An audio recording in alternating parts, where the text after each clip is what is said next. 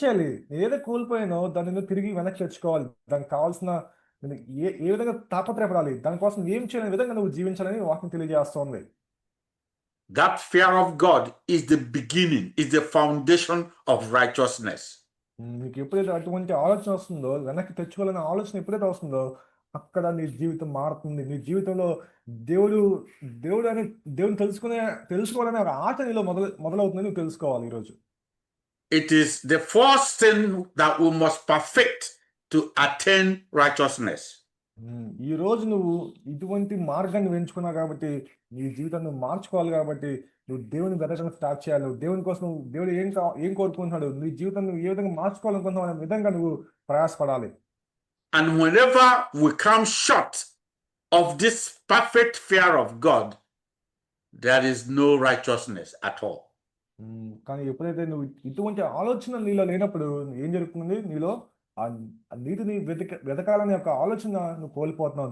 నీలో ఉన్న నీతత్వాన్ని నువ్వు పెంచేసుకుందామని తెలుసుకోవాలి నువ్వు. Because that fear of God is the foundation of obedience.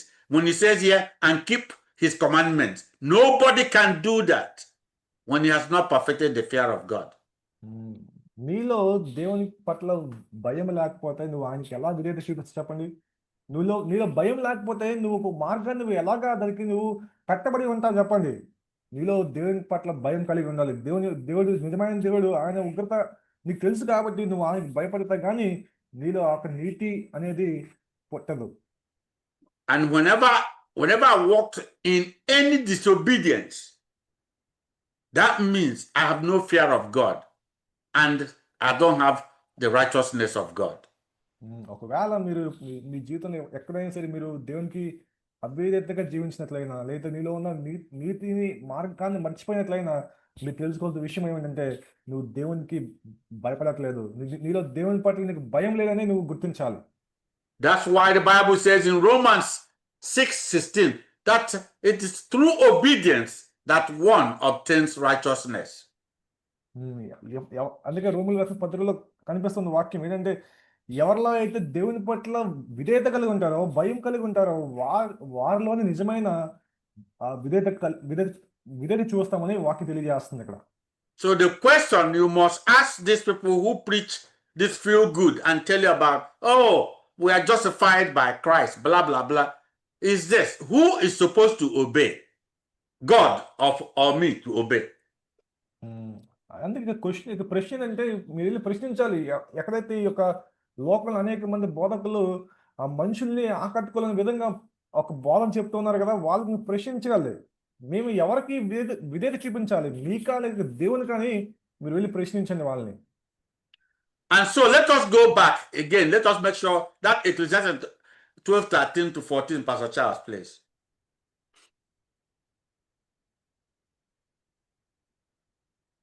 Ecclesiastes.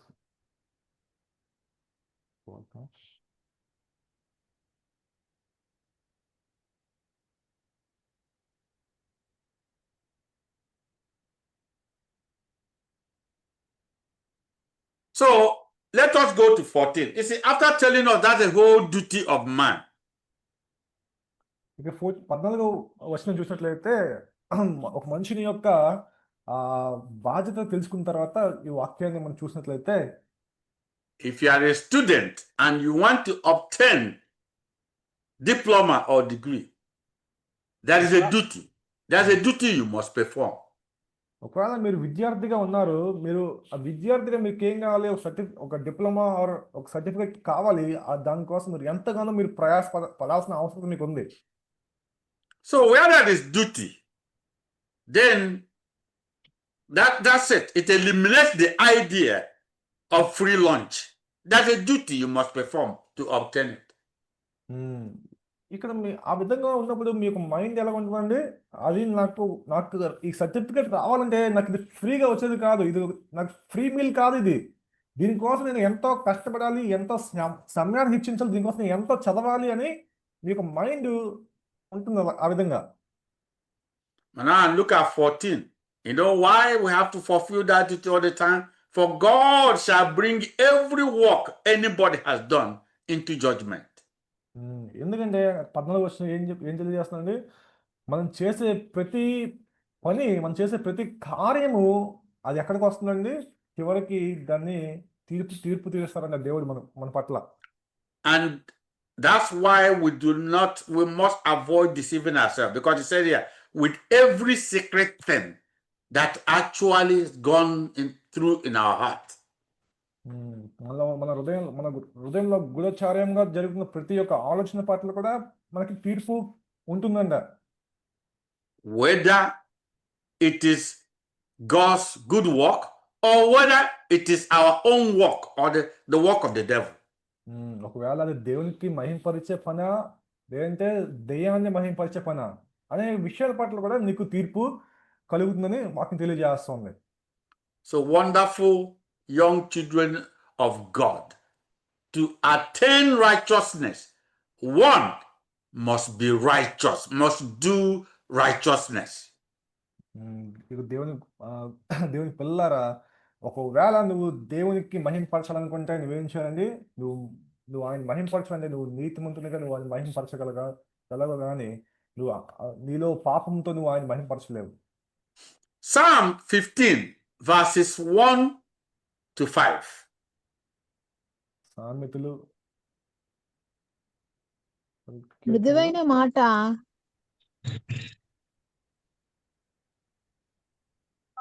కీర్తనలు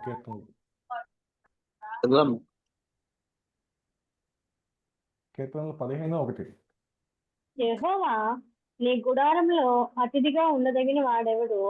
నీ పరిశుద్ధ పర్వతం మీద నివసింపదగిన వాడెవడు? యథార్థమైన ప్రవర్తన కలిగి నీతిని అనుసరించుచు హృదయపూర్వకముగా నిజము పలుకువాడే. ఆమేన్. ఆమేన్. Amen. Amen. Is the one who does, look at verse 2 in particular. He who walks uprightly, that is righteously. Yes, ఇక 2వ వచనం చూసినట్లయితే యథార్థమైన ప్రవర్తన కలిగి, అంటే ఎవరైతే నిజాయితీగా ఎవరైతే యథార్థంగా ఉంటాడో వాడే దేవునికి అర్హుడని చెప్తున్న వాక్యం. And the one whose walk, like doing the work of God of righteousness, that is the one that is pure in his heart. ఎవరైతే నీతిమంతునిగా జీవిస్తారో, ఎవరైతే ఇటువంటి పాపరీతులుగా జీవిస్తాడో అటువంటి వారు వాళ్ళ హృదయం పట్ల పరిశుద్ధులుగా ఉంటారని వాక్యం తెలియజేస్తుంది. Psalm 34 verses 11 to 14. కీర్తనలు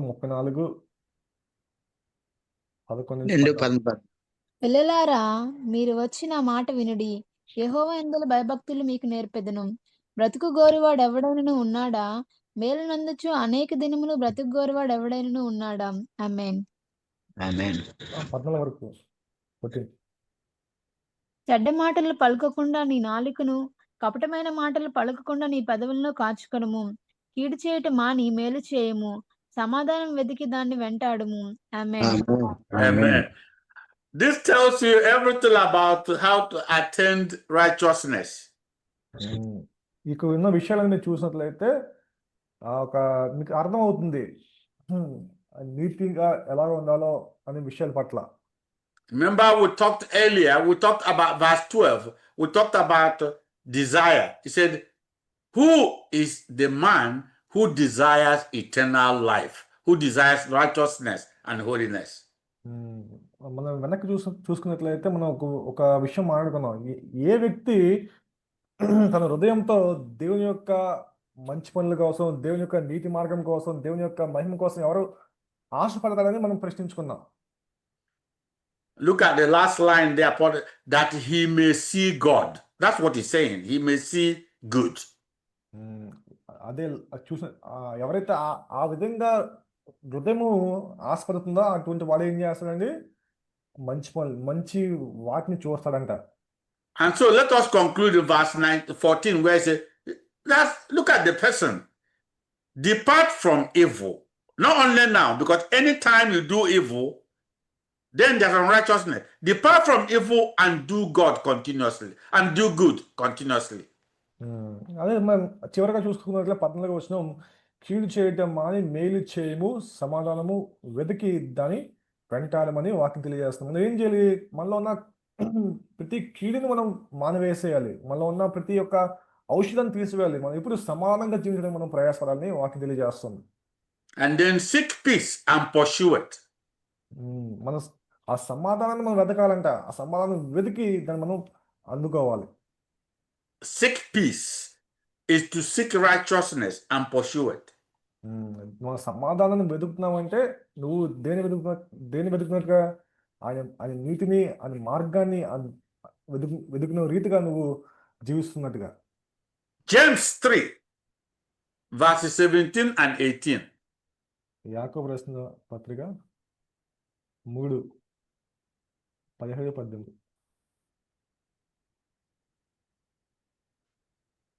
In fact, Pastor Chad, let's also do only 18, please.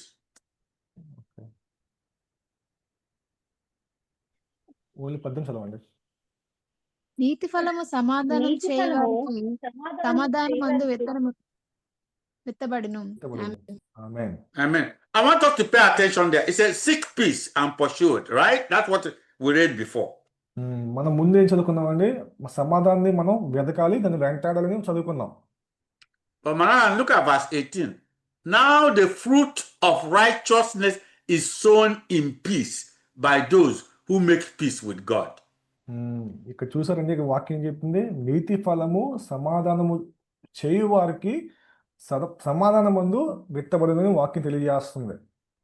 You see, that's why peace is a fruit of the Holy Spirit of God.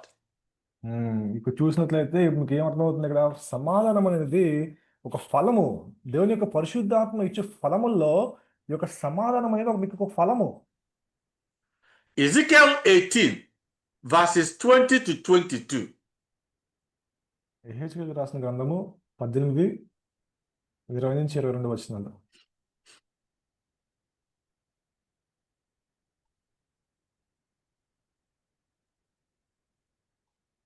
పాపం చేయువాడే మరణం నొందును.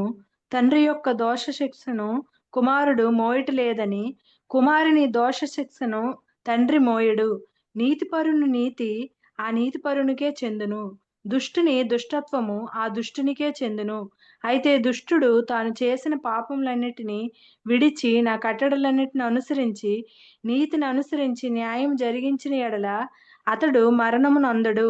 ఆవశ్యముగా అతడు బ్రతుకును. ఆమేన్. Amen. Let us look at verse 18. Look at the second, let's see, the third line. The third line. The righteousness of the righteous shall be upon himself. ఇక్కడ 20వ వచనం చూసినట్లయితే నీతిత్వము నీతిమంతుల మీద ఉంచబడుతుందని వాక్యం తెలియజేస్తుంది ఇక్కడ. Therefore, the righteousness of Christ is not our righteousness by imputation. We claim it. It's only our righteousness when we follow him and keep his commandments. ఇక్కడేదో చూసినట్లయితే నా దేవుడు నీతిమంతుడు కదా, నాకు కూడా ఆ నీతి వచ్చేస్తుంది అనేది కాదండి. మన దేవుడు నీతిమంతుడు కాబట్టి మనం కూడా నీతిగా జీవించాలని వాక్యం తెలియజేస్తుంది ఇక్కడ. The righteousness of Pastor Karuna is not Monahan's righteousness. Monahan has to walk to be righteous by himself. నా తండ్రి యొక్క పాస్టర్ కరుణ కుమార్ గారు, నా తండ్రి కరుణ కుమార్ గారు నీతత్వము నాకు రాదు. నాకు నీతత్వాన్ని నేనే సంపాదించుకోవాలి. నాకు జీవితాన్ని నేనే మార్చుకోవాలి. నాకు తండ్రి యొక్క నీతిని నేను దాన్ని నేను స్వాస్థ్యంగా తీసుకోలేను నేను. And verses 21-22 tells us that we have to work for it. We have to attain it. 21-22 ఏం చెప్తుందంటే అదే వాక్యం చెప్తుంది. మనం ఇది మనకు ఫ్రీగా రాదు, కానీ మనం దాన్ని సంపాదించుకోవాలని వాక్యం తెలియజేస్తుంది ఇక్కడ. That's why he said, but if a wicked person turns from all his sins which he has committed and keeps all my commandments, the same fear and keep my commandment, he shall obtain righteousness.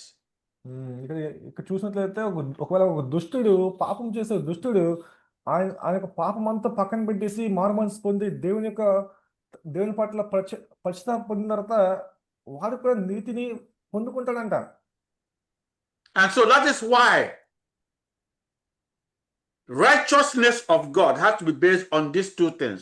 What I'm doing right now, from the sincerity of my heart, does it show perfect fear of God, which is no sin in me? And then I'm keeping all God's commandments. అందుకే దేవుని యొక్క నీతిని మనం చూసాం కదండి, అది 2 విషయాలు మాట్లాడుతుంది. నేను దేవుని యొక్క నీతి మార్గాన్ని నేను పొందుకుంటున్నానా, ఆ విధంగా. Sir could you repeat again? I just forgot. What's that, sir? Can you please repeat it again? I don't know what I said. You said what I am doing now, righteousness of God, has to be based on these two things. What I'm doing now from my heart, does this show a fear of God? And number 2, do I obey him? God bless you, sir. That's great. So మనం 2 విషయాలు మనం గుర్తుపెట్టుకోవాలంట. నేను నిజంగా దేవునికి నీతిగా జీవిస్తున్నానా, నాకు జీవితము నీతిమంతంగా ఉందా లేదని మనం పరీక్షించుకోవాలి. And so the same thing that we read in Ezekiel, let us look at 1 John 3 verse 3. 1 యోహాను 3:3 చూసినట్లయితే, ఆయన యందు ఈ నిరీక్షణ పెట్టుకుని ప్రతివాడును ఆయన పవిత్రుడై ఉన్నట్టుగా తనను పవిత్రునిగా చేసుకును. Amen. And everyone who has this hope of righteousness in Christ, ఇక్కడ ఉన్న ప్రతి ఎవరికైతే దేవుని యందు ఒక నిరీక్షణ కలిగి ఉంటారో అటువంటి వారందరూ కూడా he has to attain it. He has to purify himself as Jesus Christ is pure. అటువంటి నిరీక్షణ కలిగి ఉన్న ప్రతి విశ్వాసి కూడా వాళ్ళ యొక్క జీవితాన్ని నీతిమంతులుగా మార్చుకోవాలి. ఎందుకంటే మన దేవుడు నీతిమంతుడు కాబట్టి మనం కూడా నీతిమంతులుగా జీవించాలి. And Jesus Christ maintained this purity and righteousness unto the end to be able to tell the Father, I have finished the work you've given to me. ఎందుకంటే మన దేవుడు అన్న ప్రభుని యేసు ప్రభు వారు ఆయన యొక్క నీతత్వాన్ని చివరి వరకు ఆయన కొనసాగించాడు. అందుకే కదా చివరి క్షణాల్లో ఆయన ఏమన్నాడు, దేవా నువ్వు నాకు అప్పగించిన పని నేను ముగించుతుందని చెప్పినాడు. ఆ విషయం పట్ల నువ్వు కూడా నీ జీవితాన్ని నువ్వు చిరకాలం నువ్వు నీతిమంతునిగా నువ్వు కొనసాగించాలి. So as it was in the beginning, so it is today. ఆది యందు ఏదైతే మాటలు ఉన్నాయో, ఏదైతే పరిశుద్ధమైన మాటలు మనం పట్టుకున్నామో అదే మాటలు కూడా ఇప్పుడు కూడా కొనసాగుతున్నాయి. Righteousness or salvation must be attained and maintained with a pattern of good works to the end. నువ్వు అనుకుంటున్న యొక్క నీతి మార్గం కావచ్చు లేదా రక్షణ కావచ్చు, ఈ 2 విషయాలు కూడా ఏదో సకలం ఆగిపోయింది కాదు. ఈ చిరకాలం అనేది విశ్వాసంతో నువ్వు ముందుకు వెళ్ళాల్సిన అవసరం నీకుందని తెలుసుకోవాలి నువ్వు. And that is number 1A. In every situation, I am building on that solid foundation, the principle, the basic foundational principle of God. That is what I'm building on. నువ్వు మొదటిగా తెలుసుకోవాల్సిన విషయం ఏంటంటే, నువ్వు దేని మీద నించుంటున్నావు, నీ యొక్క పునాది ఏమై ఉందో, ఆ పునాది ఎంత దృఢంగా ఉందో, ఆ పునాది ఏ విధంగా ఇటువంటి పునాది మీద ఉంటున్నావు అనేది నువ్వు ప్రశ్నించుకుని దాన్ని నువ్వు స్థిరపరచుకోవాలి.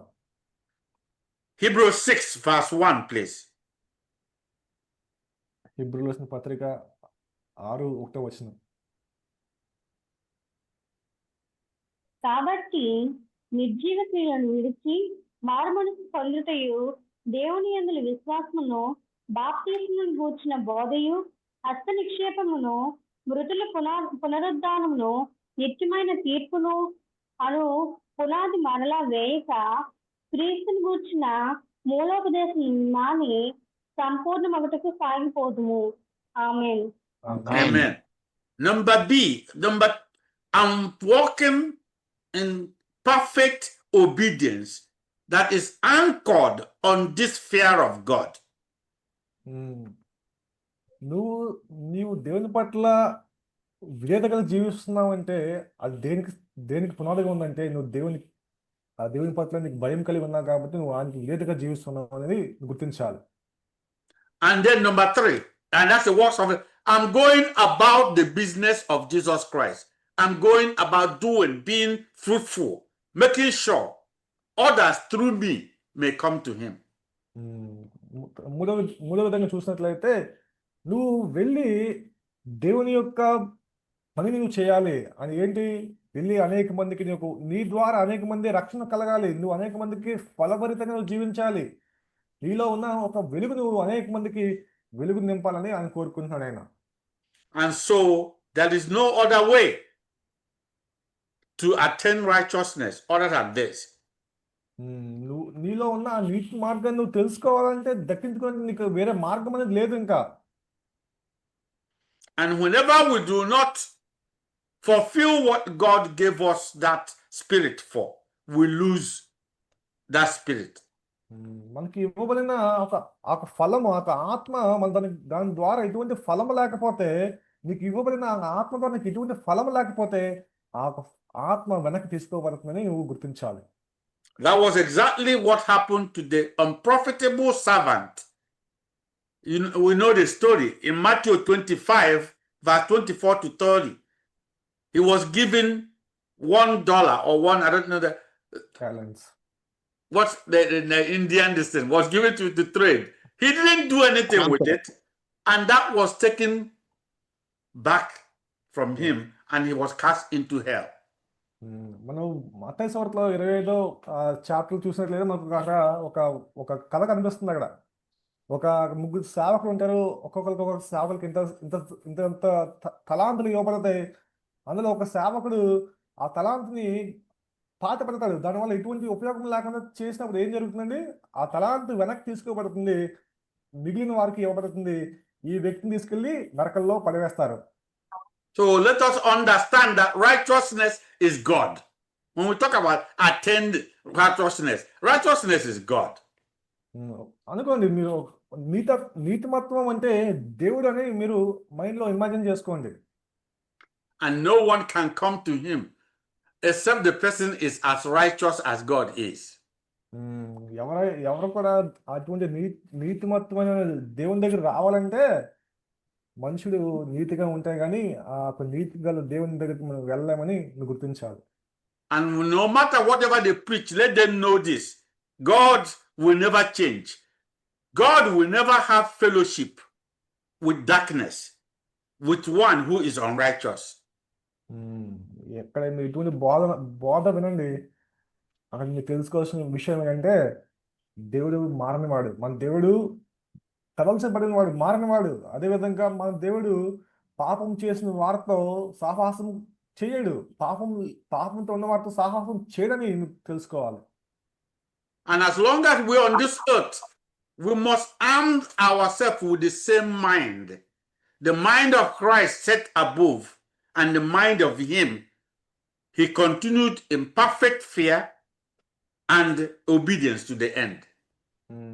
మీరు ఎక్కడికి ఉన్నా సరే మీరు గుర్తుపెట్టుకోవాల్సిన విషయం ఏంటంటే మన మనసు దేవుని వైపు ఉండాలి. దేవుడు ఏ విధంగా అయితే ఆయన ఆలోచన ఎంత గొప్పగా ఉంటాయో మన ఆలోచనలు కూడా అంత స్థిరపరిచిన ఆ పైగా ఉండాలని ఆయన కోరుకుంటున్నాడు. And he told us that if he didn't do that, the Father would have left him. The Father would have not had anything to do with him.